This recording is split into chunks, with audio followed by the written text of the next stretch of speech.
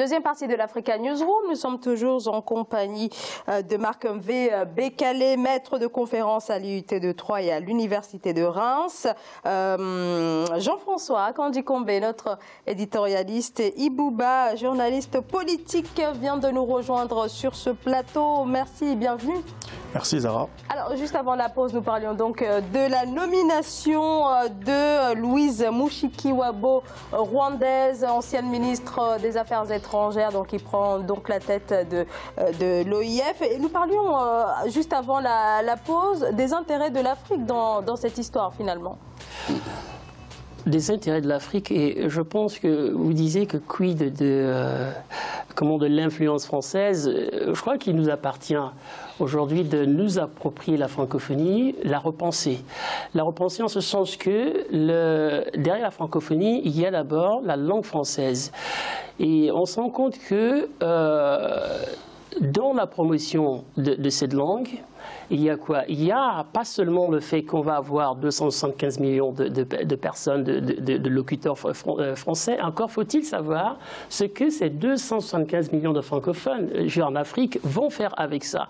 Pourquoi? Parce qu'aujourd'hui, l'anglais, c'est la langue de communication internationale, c'est la langue pratiquement scientifique, universitaire. Or, il se trouve que dans la promotion, et c'est pour ça d'ailleurs il est intéressant le discours que la rwandaise, la ministre des Affaires étrangères, devenue secrétaire générale aujourd'hui, a prononcé, à savoir qu'elle va essayer de mettre le paquet sur la jeunesse, sur l'éducation. Pourquoi? Parce que si nous avons énormément de locuteurs francophones, de gens qui parlent français, et que derrière, on a des jeunes qui n'ont pas de travail, qui sont au chômage en ce moment-là, la francophonie perd de son sens, de sa valeur. On serait toujours là à parler de quoi? À parler des droits humains, etc. Alors qu'il y a une dimension, il y a un volet plus pratique et pragmatique de la francophonie qui est de favoriser l'éducation, l'économie des pays membres, n'est-ce pas? Et je crois, et c'est pour cela que je pense qu'il nous appartient, nous, de repenser, de reformuler, n'est-ce pas, les projets francophones dans effectivement le cadre du développement de ces pays-là. Alors, Jean-François, le français. Et c'est peut-être un des enjeux qui peuvent être mis en avant. Le français, cela fait déjà plusieurs décennies qu'il n'est plus la langue de la France. Il est une langue d'une plus grande communauté humaine qui écrit. Les meilleurs écrivains aujourd'hui sont francophones, ne sont pas nécessairement français. La dynamique de la langue, elle est ailleurs. Et il faut arrêter de penser le français, en tout cas la francophonie, comme la promotion d'une langue qui serait la langue de la France, et nous continuons à le penser. C'est peut-être pour cela qu'on ne peut pas promouvoir des intérêts africains, ou en tout cas une manière africaine de voir la francophonie. Cela étant dit, ce qu'il y a derrière une organisation comme celle-là, c'est l'idée d'une communauté que nous formons. Mais cette communauté, on l'a dit tout à l'heure, avec les États membres, les États observateurs, c'est d'un éclectisme. Personne aujourd'hui, on se revendique de la francophonie, mais quelle est l'identité qu'il y a derrière?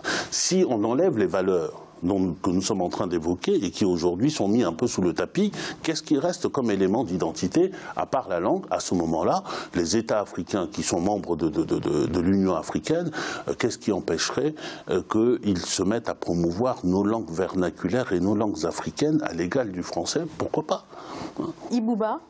Je crois que ce qu'a dit mon collègue, c'est tout à fait avéré, et que, à mon avis ou à ma vision spontanée des choses, la francophonie doit être pensée d'une autre manière aujourd'hui, puisque nous voyons que ce peuple de la francophonie ne bénéficie pas réellement comme elle se devait. Peut-être sûrement qu'on a une autre lecture de la situation, parce que si nous voyons tous ces caciques qui sont passés, ces caciques français qui sont passés, l'ont utilisé, à ma vision spontanée, donc d'une façon ou d'une autre. C'est-à-dire, vous avez vu, par exemple, le cas du Burkina Faso, lorsque François Hollande était là, qui avait plutôt proposé donc, au président burkinabé donc, de céder son fauteuil de président et puis de lui proposer donc, éventuellement ce poste.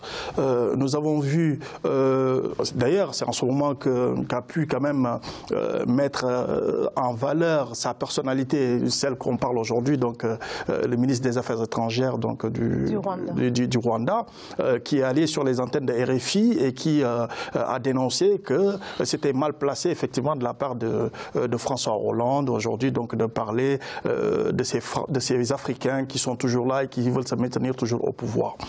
Je crois que nous avons vu ce cas par exemple donc du président burkinabé. Nous avons vu tout récemment donc la façon dont a fait M. Macron. Vous le savez très bien qu'aujourd'hui le torchon brûlé entre la France et le Rwanda depuis des années et des années. Il va falloir essayer de mettre donc cette nomination, une petite valeur cosmétique. Réconcilier la France et le Rwanda et éventuellement essayer de voir quelles sont les perspectives à mettre parce qu'aujourd'hui le Rwanda s'aligne d'une façon très forte donc sur c'est un élément de politique internationale qui est plutôt vertueux. Il faut s'en réjouir lorsque deux pays finissent par s'entendre. Et puis à votre question, je répondrai par une autre question. Nous parlons de l'apport de la francophonie au développement de l'Afrique, de la jeunesse, de l'économie, etc. Mais quels sont les moyens de la francophonie? C'est un petit poussé sur le plan économique et sur le plan financier, la francophonie, par rapport à d'autres organisations. Oui, d'où on parle d'ailleurs de valeur, effectivement. Donc, je crois que mon collègue là où je voulais revenir, c'est qu'il faut également lire, lire l'intégration ou la nomination de la ministre des Affaires étrangères rwandaise aujourd'hui à l'aune de la philosophie politique d'Emmanuel Macron, en ce sens que Macron regarde quand même les résultats en termes économiques, d'avancées, de projets dont Kagame est porteur et ce qu'il a réalisé aujourd'hui. Et c'est pour ça qu'on l'a vu comment, lorsqu'il est arrivé à Paris, il a pu rencontrer les responsables de grandes entreprises américaines, ce qu'on appelle le GAFA. Hein, donc il a intégré dans ce que je crois que c'était à l'occasion d'un salon qui s'appelait Viva Technology, alors des choses comme ça. Et donc il y a là aussi le fait que, évidemment, il y a des enjeux politiques, comme on l'a dit tout à l'heure, à savoir, très bien, on veut tourner la page de 1994 pour aller pour construire, n'est-ce pas, une histoire nouvelle. Cette histoire nouvelle étant axée sur, justement, le développement économique et en la matière, le Rwanda est un exemple et je crois que c'est aussi pour cela que Macron le porte. Oui, mais cette intelligence politicienne de Macron est à souligner, c'est vrai, mais elle n'est pas sans risque. En fait, il faudra aussi le souligner, puisque il y a d'autres choses qui sont sur la table de la juridiction française aujourd'hui. Nous savons que la France est en train d'enquêter donc sur ce qui s'est passé antécédemment en 1994. Donc, c'est sûr qu'aujourd'hui, il essaie de nouer des relations plus flexibles avec Kagame. C'est pas fortuit, parce que nous savons aujourd'hui que Kagame aussi est en train de s'aligner sur l'échiquier international africain, notamment. Nous savons que le Rwanda aujourd'hui n'est pas n'importe quel pays en Afrique.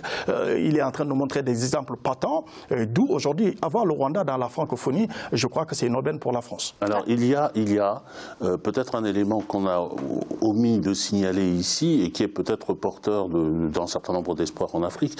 Il se trouve que Paul Kagame est président en exercice de l'Union africaine et restera dans le cadre de la Troïka pendant encore un an après. La nouvelle secrétaire générale était son ministre des Affaires étrangères. On peut espérer, de ce point de vue-là, quelques convergences de vues, en tout cas de politique ou d'approche, entre la francophonie et l'Union africaine. Ceci étant dit, sans négliger que les États africains ne sont pas les seuls États membres de la francophonie. Le sommet se tenait à Erevan.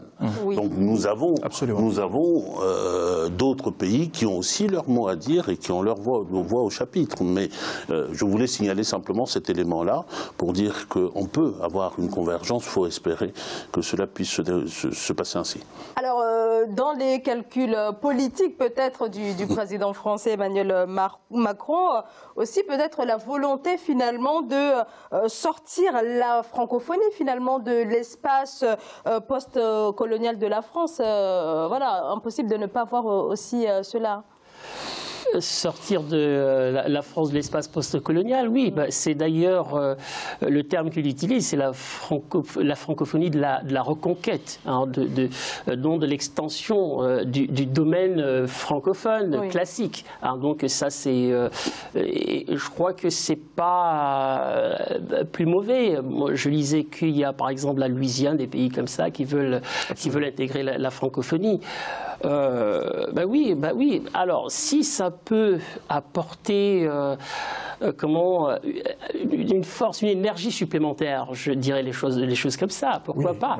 Mais bien sûr que ça peut l'apporter, puisqu'aujourd'hui, si nous savons, excusez-moi de vous couper la parole, si nous voyons un tout petit peu donc, la francophonie sur l'échiquier mondial par rapport donc, à l'anglais, nous savons très bien qu'il n'y a pas photo. Donc, il est temps de repenser. Il se trouve que l'anglais n'a pas eu besoin d'une organisation pour être puissante, une langue puissante, une langue des affaires, une langue de la politique et une langue déterminante des relations internationales. Oui. Et aujourd'hui, le français, y compris le français dans la zone du français... Mais le français en a besoin. Le français en a besoin, mais la politique qui est menée à l'égard des pays, notamment regardez tous les États qui sont candidats, ce n'est pas une politique qui est tournée autour de la langue et de la valorisation de la langue française, notamment.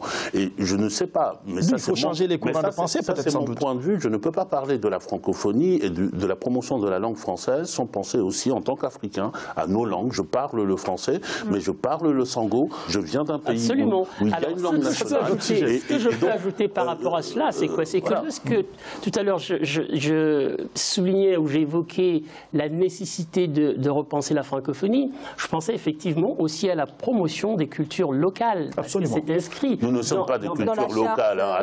Attention, nous sommes des cultures localisées à vocation universelle. Donc, ce qui est contradictoire, ce qui m'a semblé contradictoire dans l'affaire, c'est que je crois qu'il y a un centre de promotion des cultures francophones qui a été créé, mais dont qui se situe quelque part dans l'Aisne. Alors moi, ça m'a semblé relativement contradictoire, à savoir que tout pratiquement semble se concentrer en France, hein, donc et là, il serait temps aujourd'hui que évidemment, lorsque je vais à Bangui, à Abidjan, que je trouve effectivement là. Excellent premier exemple. Voilà. Alors, le président Emmanuel Macron a dit l'épicentre de la langue française est sans doute dans le bassin du fleuve Congo. Voilà, effectivement, cette nomination entérine le rôle incontournable de l'Afrique comme locomotive finalement de la francophonie. Mais au sein de l'organisation, est-ce que l'Afrique pèse véritablement ? Cette formule, je l'avais retenue et on l'attend au tournant et on va le prendre au mot parce que le bassin du Congo, ce n'est pas le Rwanda, c'est les grands lacs, le Rwanda, c'est les grands lacs. Donc nous, le tour du bassin du Congo, c'est-à-dire de l'épicentre, devra venir à un moment ou à un autre. Mais maintenant, ce que vous dites, votre question que j'ai oubliée après... Est-ce que politiquement, est-ce que l'Afrique pèse véritablement au sein de l'OIF ? L'Afrique pèse politiquement en quel sens? Parce que l'Afrique a pesé là aujourd'hui précisément pour faire reculer la dimension politique fondamentale de l'OIF à travers les valeurs que défend l'OIF pour une OIF plus pragmatique. C'est comme ça que je lis cette nomination. Aujourd'hui, donc non. Les recommandations du président Absolument, français. les pays africains aujourd'hui pèsent dans la francophonie. Ça, il faut le dire, c'est affirmatif. Puisqu'aujourd'hui, nous savons très bien que si nous voyons un tout petit peu donc, le design même de la francophonie, d'où je reviens toujours au courant de pensée que vous venez d'évoquer tout à l'heure, donc en disant que la francophonie doit être repensée. C'est exactement ça, puisque les Africains aujourd'hui, ils jouent un rôle très important dans la francophonie, très très important. D'où d'ailleurs, s'il n'y a pas... On a parlé du rôle que joue l'Afrique dans la francophonie, mais il pèse. Politiquement, il pèse, puisque regardez les langues officielles, au fait, en général. Donc, vous avez... Alors, pour savoir s'il pèse, à mon avis, il faut aller voir ailleurs, en dehors de la francophonie, si la francophonie, le lien francophone, est quelque chose qui permet la solidarité ailleurs. Aux Nations Unies, par exemple, au sein de la Banque mondiale, au sein du FMI, etc. Je ne suis pas sûr que ce lien-là de solidarité se poursuive ailleurs. Maintenant qu'ils pèsent et qu'ils aient forcé la décision aujourd'hui, c'est bien la preuve qu'ils pèsent politiquement. Mais moi, ma question est... pour quelle politique fondamentale de la francophonie. Et là, sur la politique de la francophonie, on peut Marc-Om Webekel, est-ce que véritablement l'Afrique a pesé dans cette nomination? Parce qu'on a quand même le sentiment que c'est avant tout une décision du président français Emmanuel Macron. Premier point. Premier point, est-ce que l'Afrique pèse? Je pense que oui.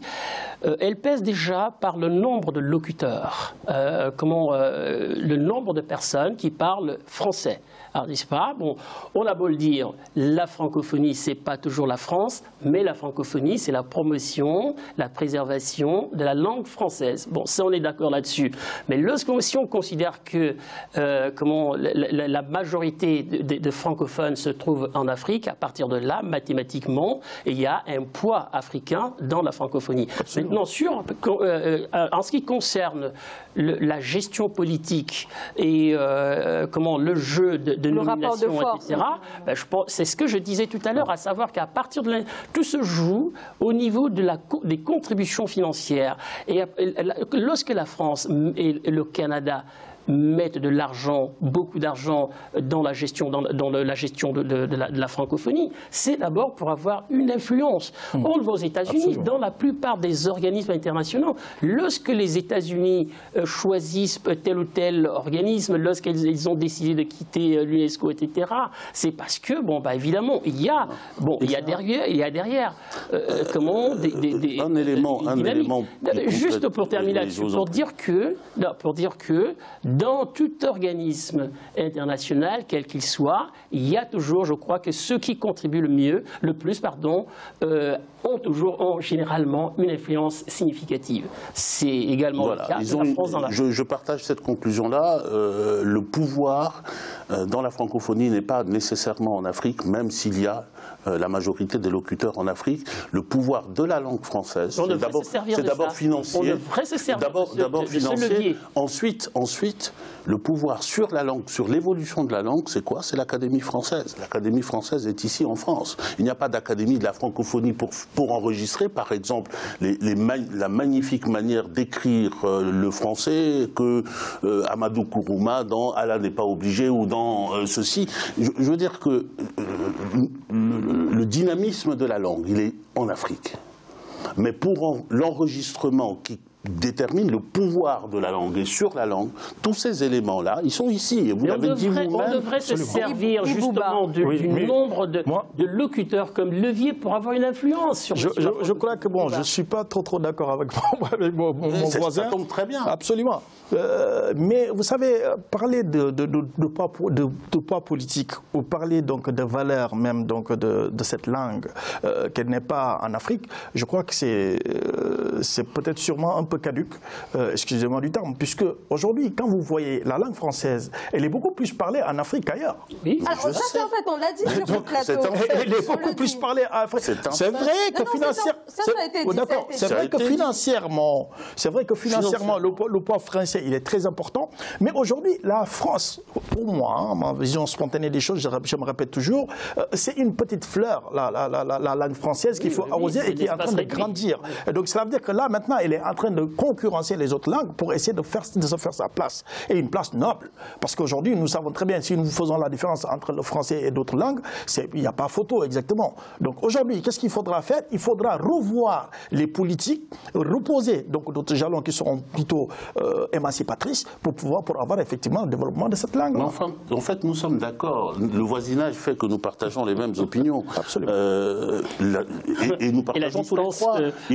Non, pas du tout. Parce que les leviers que vous avez évoqués, moi je suis pour l'avenir, pour qu'on utilise ce levier-là pour aller de l'avant et pour recentrer le pouvoir autour de la francophonie et de la langue française au sein de la francophonie et pas seulement de la France. Le jour où, par exemple, les manuels scolaires pour l'apprentissage du français seront fabriqués, pensés, conçus en Afrique plutôt qu'en France, pour l'essentiel, pour la plupart, ce jour-là, je dirais oui, nous sommes en train de prendre le pouvoir au sein de la francophonie. Le jour où la manière de parler la langue que nous avons dans la rue, dans nos bidonvilles, etc., ne sera jamais enregistrée. Et là, ce projet ne dépend pas. Je dirais, le pouvoir est chez nous. Alors là, ça dépend des gouvernants. Exactement. Ce projet ne dépend pas de la décision de la francophonie. Sinon. Très bien. Oui, merci beaucoup à tous les trois pour pour ce débat. Ibouba, vous devez nous quitter. Merci beaucoup d'avoir nous avoir rejoints dans ce débat dédié à la francophonie et cette nomination de la ministre rwandaise des Affaires étrangères, ancienne ministre rwandaise des Affaires étrangères. Je rappelle que vous êtes journaliste politique. Merci à vous. Merci Zama. Et on marque une très courte pause et on se retrouve dans quelques instants. À tout de suite.